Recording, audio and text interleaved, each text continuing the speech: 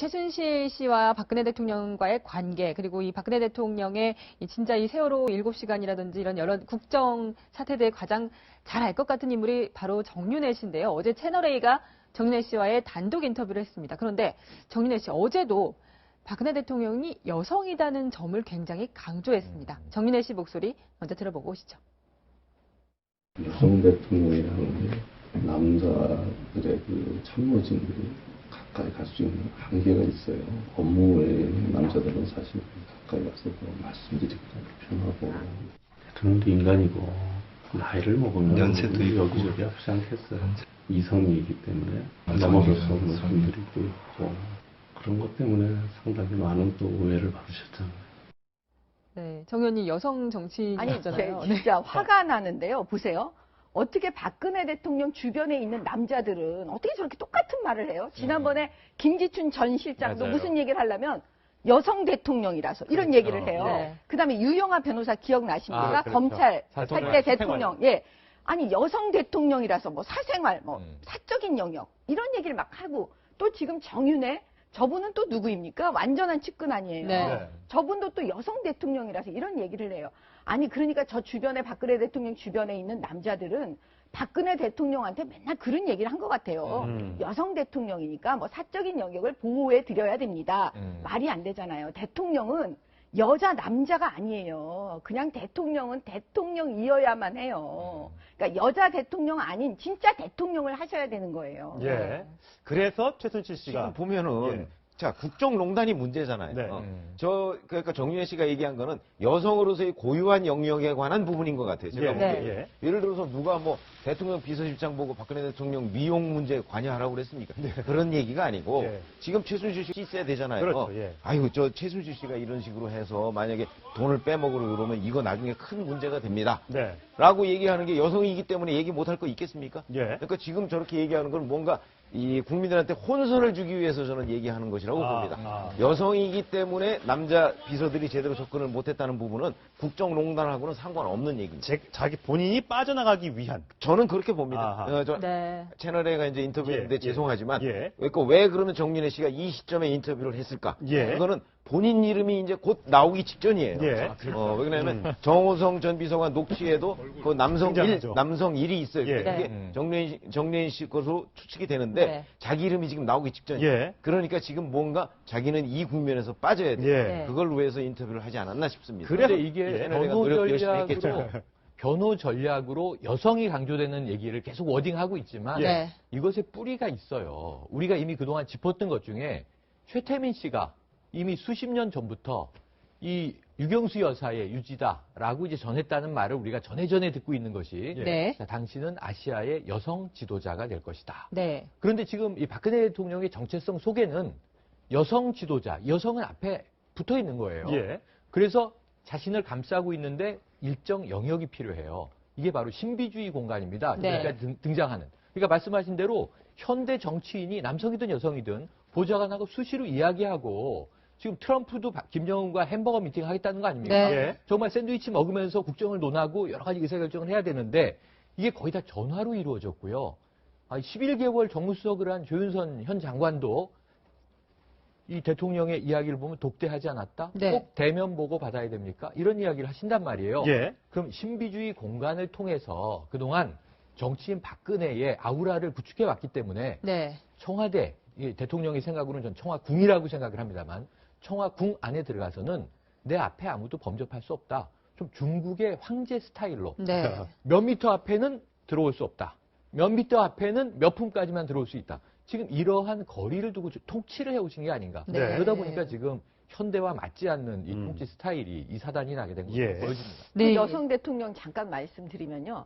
자꾸 그 측근에 있는 사람들이 사적인 영역, 여성 대통령이니까 말할 수 없다. 그러니까 어떤 소문이 났냐면 마치 박근혜 대통령한테 그 입에 담을 수 없는 네. 여러 가지 상상하게끔 만들잖아요. 처음에 그래서 세월호 7시간 그래요. 때 정윤회 씨랑 예. 만났다라는 얘기가 그래서 있었어요. 사실은 그 지점에 저는 굉장히 분노하는 사람이에요. 어떻게 측근들이 저렇게 상상할 수 있게끔 네. 박근혜 대통령 그 입에 담을 수 없는 얘기들이요.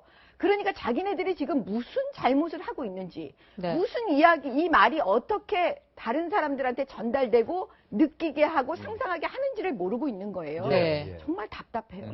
그래서 이 정윤회 씨가 이 관계를 약간 이렇게 부인하려고 한다는 이런 얘기를 해주셨는데 자신은 이 최순실 씨가 이렇게 국정농단을 하려는 것을 몰랐다. 내가 있었으면 막았을 것이다. 이렇게 얘기를 했는데 아무리 그래도 남편이었는데 정말 몰랐을까요? 근데 이제 사실은 네. 2014년 5월 달에 이혼을 했고요. 네. 그 직전부터 뭐 별거를 하거나 하여튼 많이 안 좋았습니다. 네. 그렇기 때문에 일부 이제 정윤회 씨 지금 인터뷰 부분은 뭐 진실인 부분도 있을 겁니다. 네. 그리고 진실인 부분도 있지만 만약 정말 몰랐다 그러면 우리가 세간에 알려진 것처럼 최순실이 정말 측근이지 정윤회 씨는 측근이 아니라는 걸 또 다시 방증하는 거로 봐야 되고요. 네. 정윤회 씨는 저도 비슷하게 봅니다.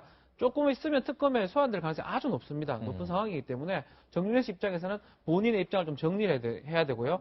최순실도 마찬가지고 정유라도 마찬가지고 본인들 입장 정리할 때 필요하면 기자회견들을 하는 걸 좀 보이거든요. 그런 거 봤을 때는 결국은 요번에 얘기를 함으로써 약간 자신이 몰랐다라는 얘기를 좀 부각하는 게 아닌가 뭐 그렇게 보입니다. 참 사실 뭐 정윤회 씨 같은 경우는 박관천 전 경정이 얘기했던 것처럼 대한민국 권력 서열 2위에 올라 있었던 사람입니다. 본인의 주장대로 2007년 이후 대통령과 전혀 관계가 없었다면 왜 그런 문건의 이름이 2위에 올라갔었는지 이 부분에 대한 분명히 해명이 있어야 될 것 같고요. 자, 이어서 저희가 최순실 씨와 관련된 얘기를 정윤회 씨의 입을 빌어서 한번 해보도록 하겠습니다. 연설문을 아무나 못 고친다고 했습니다. 그러니까 부인이 아무나 나가 되는 건데, 전 부인이죠. 전 부인이 아무나 되는 건데 이렇게 얘기를 했습니다. 한번 직접 들어보시겠습니다. 연설문이라는 게 알다시피 팩트를 해야 돼요, 팩트. 그 다음에 그 연설문에 대해서 책임을 져야 돼요. 근데 그거를 모르는 사람이 자문을 한다? 그건 아니라고. 아야오영할 수 있지. 그랬습니까? 뭐, 그랬죠. 뭐, 이런 거는 뭐, 우리가 수정을 할 수 있겠지만, 연설문 내용 수정이라는 건 좀 어렵지 않겠나. 아야 오연을 할 수 있겠지. 네.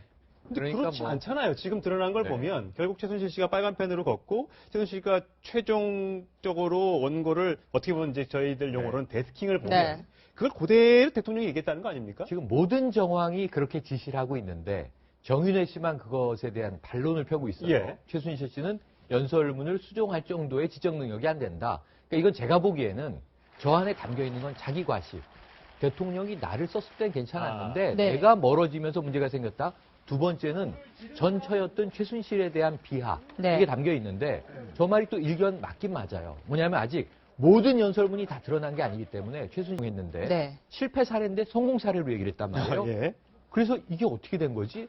전 대통령이 아니라 연설비서관이 혼나야 되네. 우리 모두 다 그렇게 얘기를 했어요. 네. 근데 그걸 최순실이 인용한 거라면 정윤혜 씨가 이야기하는 팩트를 잘못 이해해서 예. 팩트가 아닌 것을 집어넣어서 대통령의 연설문을 통해서 망신을 당하게 한 그런 사례가 되는 겁니다. 네. 그러니까 정윤혜 씨의 말도 원칙적으로 맞아요. 예. 그런데 어쨌든 최순실은 좀 그런 능력이 모자란다. 이렇게 비하하는 것으로 느껴지네요.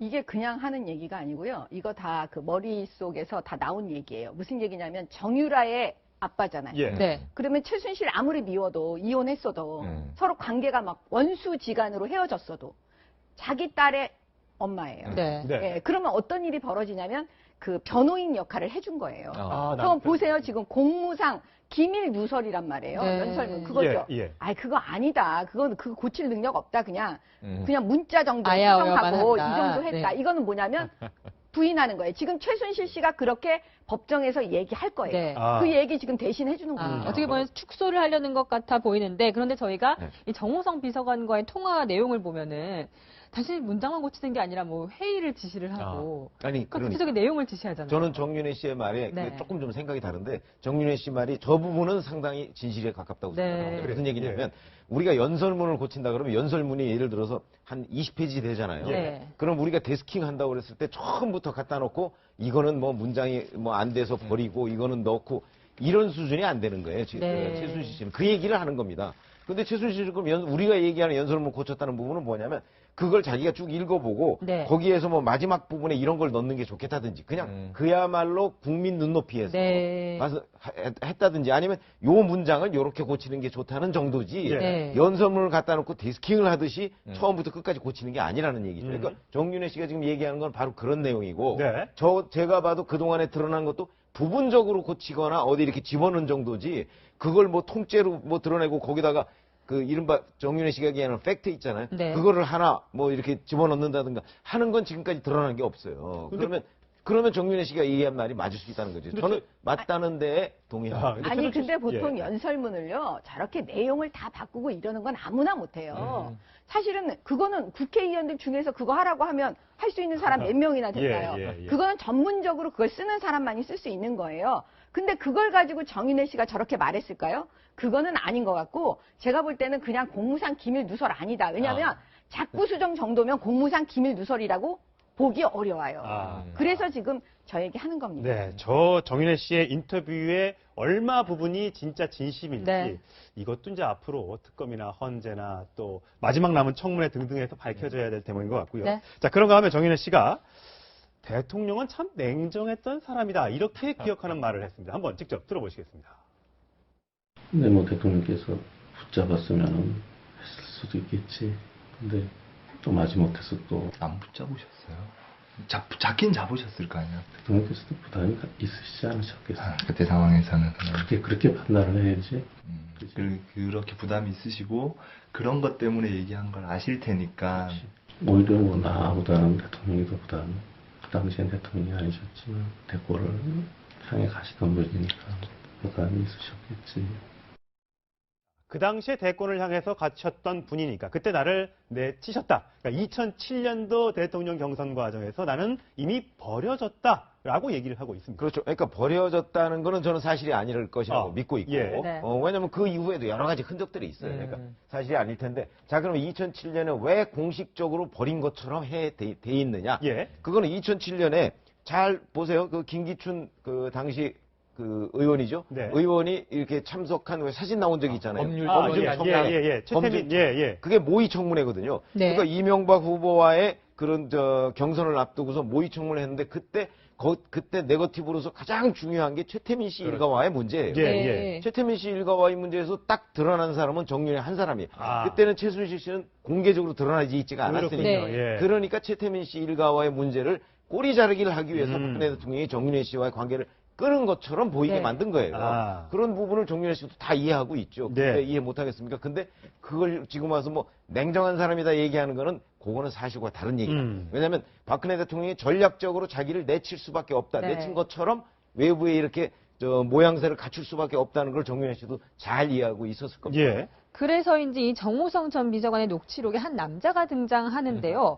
정 과장이라는 사람이 등장을 하는데요. 최영일 시사평론가님. 정 과장님, 정 과장, 이 정호성 비서관이에요. 존댓말. 남자 1위라고 네. 하는 지금 목소리로만 등장한 네. 미지의 인물이 정호성 비서관한테 보통 정 비서관님 이러는데 정 과장 이렇게 부르면서 예. 하대하듯이 반말로 이제 얘기를 지시하는 거예요. 예. 이게 인사 개입 정황의 녹취 부분입니다. 네. 그런데 이 주변 인물들의 증언에 따르면 정호성 전 비서관을 정 과장이라고 부르는 인물이 바로 정윤회 씨다. 아하. 네. 왜냐하면 1998년에 박근혜 대통령이 정계에 처음 입문할 때 그때 이 정윤회 씨가 비서실장 역할을 2007년까지 합니다. 그리고 문고리 3인방을 뽑은 사람이 공식적으로는 이제 정윤회 씨인 거예요. 네. 왜냐하면 본인이 쓰든 본인 직원이니까. 그러다 보니까 그 당시엔 아마 과장, 대리 이렇게 붙였었는지 모르겠습니다. 예. 네. 그래서 정호성 비서관을 오래된 호칭인 정과장 이렇게 부르는 건 주변 사람은 누가 딱 들어도 이건 정윤회 씨밖에 없을 텐데 하는 추정이거든요. 네. 그러니까 지금 특검이 이제 검찰이 확보해서 특검에 넘긴 이 녹취 파일에 나 말씀처럼 정윤회 씨의 목소리가 맞다면 2007년에 대통령 곁을 떠난 게 아니라 이후에도 계속 네. 중요한 연락을 하고 있었을 것이고 예. 2014년에 정윤회 문건 유출이 터졌을 때 네. 그때 박지만 회장이 미행했니 아니니 이렇게 이제 예. 사단이 나서 수사가 들어간 거 아닙니까? 민정수석 공직기강 비서관실에서 그때 무슨 문건이 나오냐면 이재만 총무비서관과도 통화했다. 네. 정윤회 씨는 2007년 대통령 곁을 떠나고 통화 안 했다.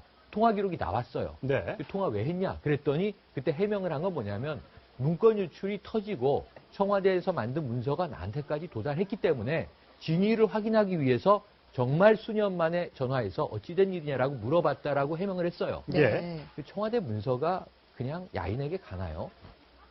본인에 대한 수사가 고지하고 수사하나요? 전 그때도 이상하다. 통화를 하고 있었는데 네. 그때 중식당의 모임이 있다고 했는데 없다고 했다가 지금 다시 있는 거로 나왔잖아요. 예. 정윤회 씨는 대통령 곁을 떠나지 않았다. 다만 공식적인 타이틀을 버렸을 뿐이다. 아. 네. 저도 같이 추정합니다. 예, 그렇군요. 자, 그런가 하면 정윤회 씨가 이제 부성애를 어저께 좀 얘기를 했습니다. 딸이 정말 잘못된 부모 밑에서 고생만 했다. 이런 얘기를 했는데 한번 들어보신 뒤에 얘기를 나눠보겠습니다.